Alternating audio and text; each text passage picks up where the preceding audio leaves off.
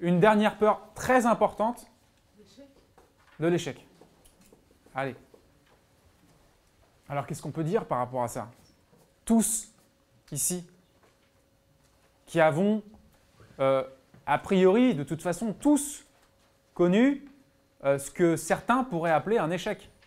Depuis que vous êtes tout petit, quand vous avez appris à marcher, vous êtes tombé plusieurs fois.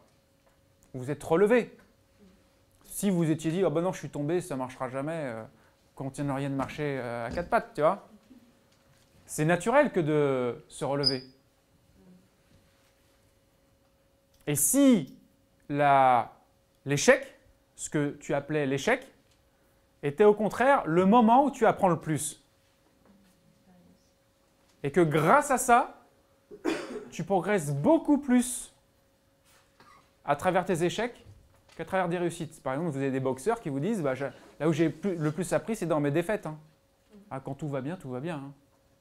Et c'est quand on se remet en question qu'on fait évoluer le processus. Arrêtez de voir des échecs, ne voyez que des processus d'évolution. C'est une façon de voir, encore une fois, hein. Ce n'est pas une vérité, mais ça peut le devenir pour vous. C'est une façon de voir. Vous pouvez aborder la réalité de cette façon-là. Ainsi, la peur de l'échec s'effondre. Elle devient presque une opportunité. Ces moments-là deviennent une opportunité. Et vous entrez dans un processus fluide d'auto-amélioration permanente. Alors,